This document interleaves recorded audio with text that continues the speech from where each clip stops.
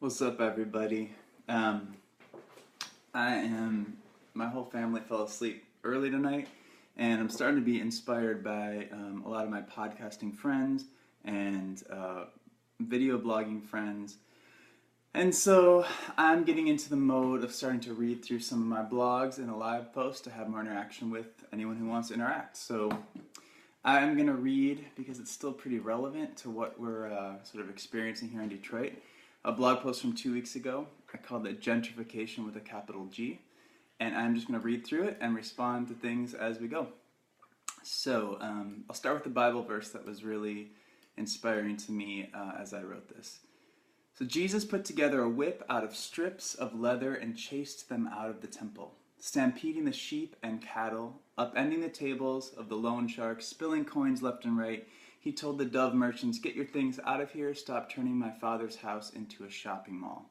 And that's from John 2, 15 to 16 of the Message translation. So we have lived in Pingree Park on Detroit's east side for a few weeks now. Our streets in the neighborhood, so we've heard from neighbors, was once predominantly Italian American, but for the last 50 to 60 years has been primarily African American. There are a few other families and couples with skin the same color as ours, but it is definitely a neighborhood of mostly brown-skinned folks. So in these few weeks, we've experienced, let me just tell you, really significant hospitality from individuals all over the street of all different skin tones. Some of them are Christian, some of them are not so Christian. I mean, not saying they're anti-Christian, I'm just saying they wouldn't identify as such. But all of them have a significant stake in the ongoing story of Detroit. Before I unpacked my tools, a neighbor across the street lent me his hammer and some screwdrivers. A mother of four learned I tried to eat mostly gluten-free and baked us a peach cobbler coffee cake, and it was so good. We were allowed to be judges in a pogo stick competition 2 times. The mailman has cracked some jokes to, test us to see if we had thick enough skin to live in this neighborhood. And I think especially when he watched us witness a neighborhood fight break out while our moving pod was being unpacked. The movers who helped us couldn't deliver my piano, so they personally made sure it was cared for and brought it back a few days later. And did I mention that 2 of them even grew up in this neighborhood? Several neighbors have invited us onto their porch where we've talked history and racism and hope and Jesus and life. Sometimes we've talked about the smoker out of which they sell ribs on the sidewalk on certain days. Other residents have told us they will watch out for our girls and might even yell at them if they start to cross the street without us. We do get cars going, 90 miles per hour down our street sometimes as they cut through between Mac and Gratiot. Moms have offered to watch our youngest while Darcy and I go off on job prospects or I'm on Lyft drives. This is just a few weeks. As I'm writing this, I feel like I'm forgetting a bunch of things. Oh right, I haven't said that the house that we are living in for the better part of this year has been arranged by members of the Mack Avenue Church. It's focused on intentional community empowerment here in the zip code. They have a deep commitment to multicultural, multi-class shared living in this zip code of 48214. It's the best way I can describe it. I'm still learning, but they have a vision and they've graciously allowed us to step into that vision for now. So another way to say this, I feel like we are living and standing on sacred ground. There is love and there is lament here. Just last week, a member of the community passed away of a heart attack, and he was only 52. And so we got to see people standing outside their house all day and family members bringing food and taking care of kids. And we took a cart over ourselves. So we got to see some of the life of this neighborhood, and there's people that have lived here for decades. And when I originally wrote this, I also heard distant gunshots right as I had typed it. It was kind of crazy. I was typing about the neighborhood and I heard gunshots.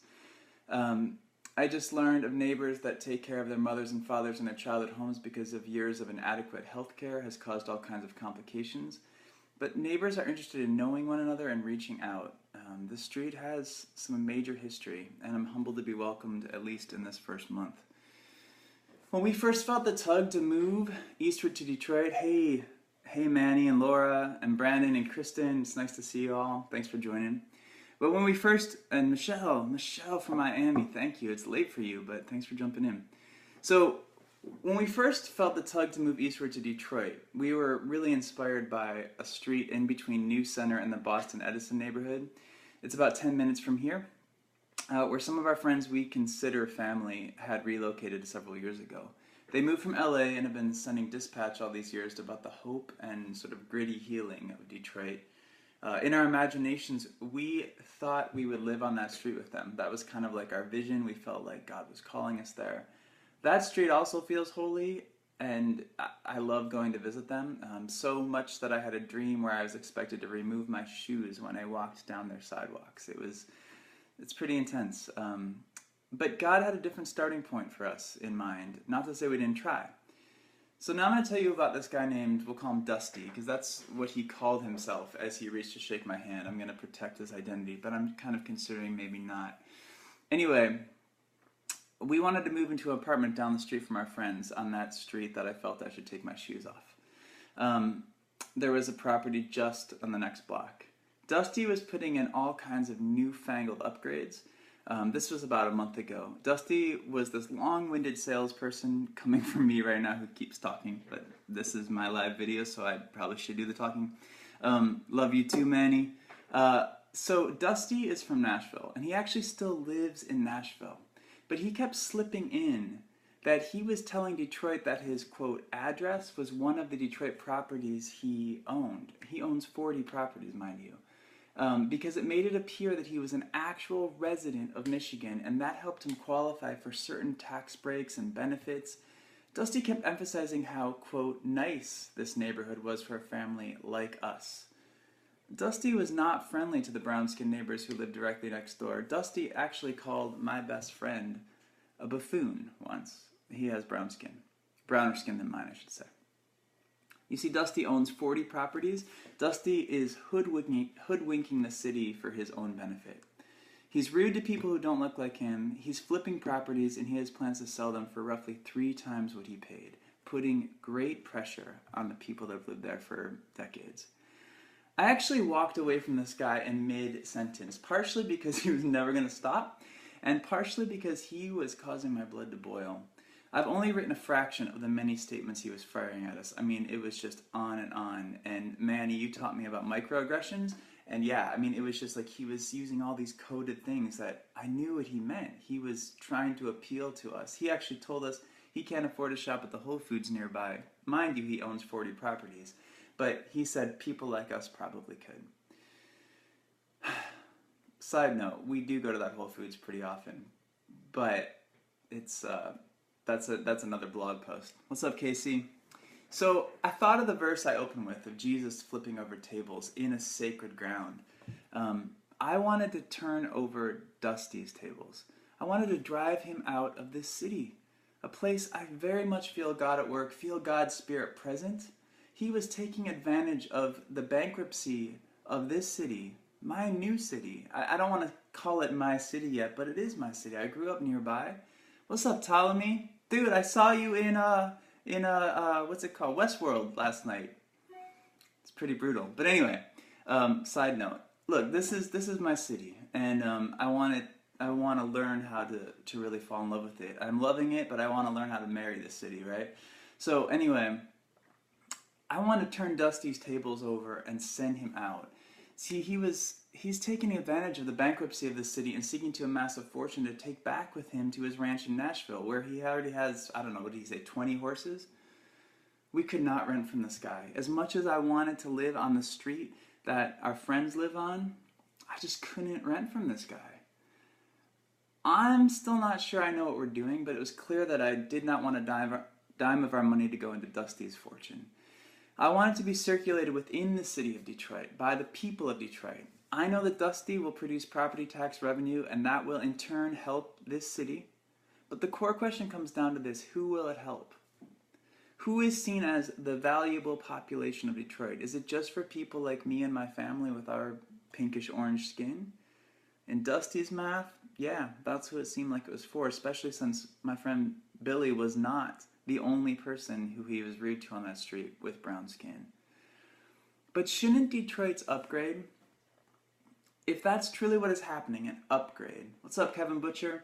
Shouldn't Detroit's upgrade be first for the thousands of families who have weathered, some by choice and some without a choice, the decades of what the rest of the nation calls Detroit's downgrade. The electricians and skilled manufacturers who have struggled to find work within the city for a while, shouldn't it first be for them? I stood with the protesters a few weeks ago of European, African, and South American descent who are asking that the city developers have some balance in regards to hiring local workers instead of just bringing in outside, mostly suburban labor. There's more you can find out about that at equitabledetroit.org, but a lot of the folks that have lived here who are skilled laborers are not getting all of the jobs, and they're upset about that, and they should be. This should be first a place that they can find work. Hey, Del. So, nonetheless, here we are. So we're asking these questions of, like, what does it mean to be a white family moving in and being part of this wave of people coming in? I don't know. I don't have all the answers yet, but I knew we couldn't rent from Dusty. So my favorite album of all time, I'm in like a huge Tori Amos kick today. Ruby reminded me of her, and my friend is starting a campaign against domestic violence, and Tori Amos was huge in just helping survivors of rape and domestic violence for the last 20 years she's been. But my favorite album of all time is called Under the Pink, and that album was almost titled God with a capital G. I can't find it, but I remember her explaining on MTV News that she had experienced all of these abusively greedy white pastors who hadn't come to terms with their own God complexes. I may have added the white piece since, this is dismantling righteousness, but as Tori was clearly going after the dominating tendencies of white pastors, right? Of pastors in the religious right, let's say. I know many of those people she writes about. Not to say there aren't black pastors who have preyed upon their congregations, but as power can do all kinds of things to every single person, but in my life I've seen white power get away with all kinds of things. It's uncanny to me then that the song, what's up Jordan? The song God from Under the Pink came on as I was writing this blog.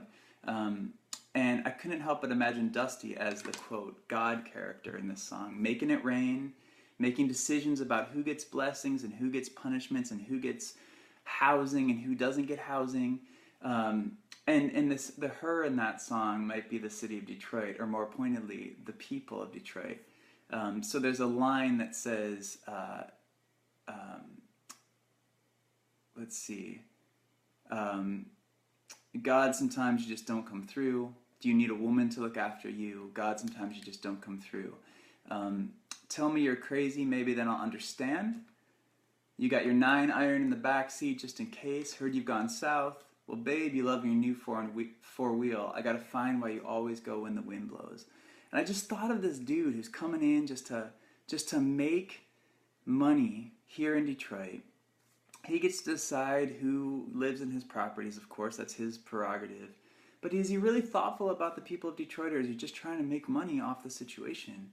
Of course, I'm here with my family trying to have a new life out of the situation that we find ourselves in.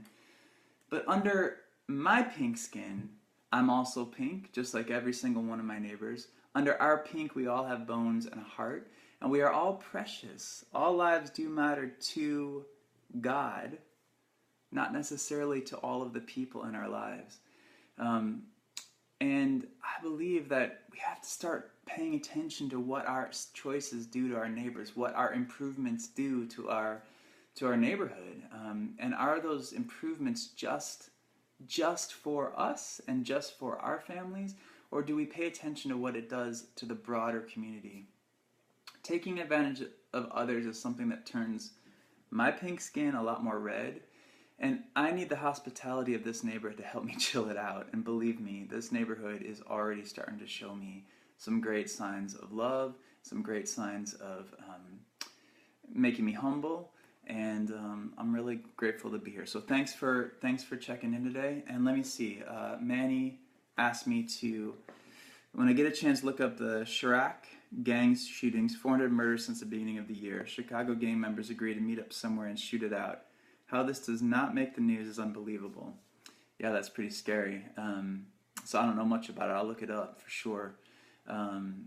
But yeah, thanks. Oh, hello, Aunt Beth. Thanks for joining. But yeah, I have the original text of this at my blog site, dismantlingwhiteousness.com, and it's definitely a partner of the work Marvin and I are doing at the Table Setters. So check that out. But I'm gonna start trying to do more blogs and then reading them and posting them and engaging with y'all. So you can look forward to that. Anyway, thanks for watching, y'all. It's late here. It's slightly less late on the West Coast, so thanks you all who tuned in, and more later. Take care, everyone. Bye.